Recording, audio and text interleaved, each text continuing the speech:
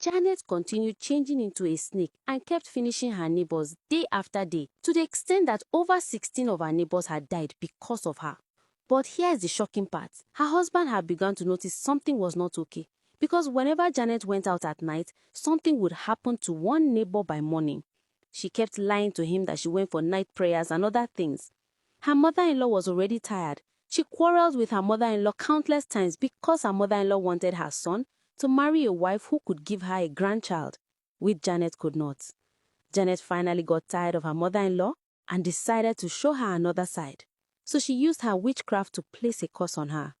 While her mother-in-law was traveling back to the city, she had an accident that left her disabled and unable to talk. Finally, that woman won't be able to walk here or tell my husband anything again. Ha ha, she said. One of her neighbors, Mr. Innocent, was a womanizer. I mean, he liked to go after other people's wives instead of marrying a wife. Mr. Innocent had been eyeing Janet for a while. He saw how beautiful she looked and he had been thinking of a way to get to her, even though he knew she was married. So that sunny day, Janet was going out to the market, and boom, he approached her and told her he liked her. That sounds crazy, but he innocently believed that with money, you could convince any woman. You like me? Janet asked. Yes. Listen, I know you are married, but this is what we do. I know you need money. Your husband won't give you all the money you need because you are just a housewife.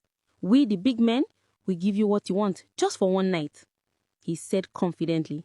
Janet laughed. Janet laughed in her mind. Maybe I need to use this man as my next food.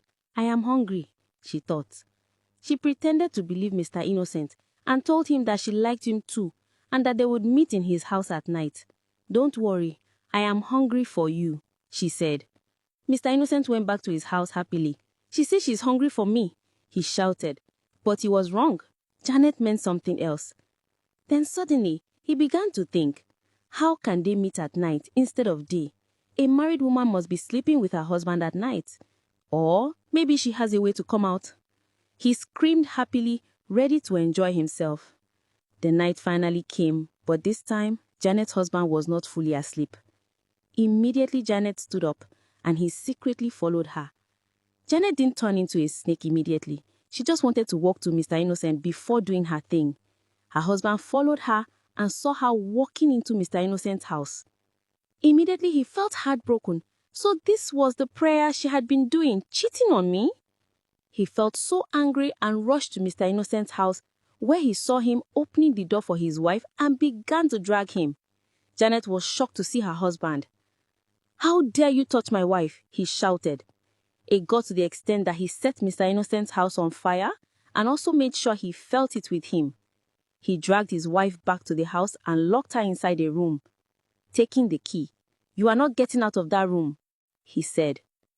By morning, the police came and arrested Mr. Paul for setting someone's house on fire and also for assaulting the person, even though the person had tried to take advantage of his wife.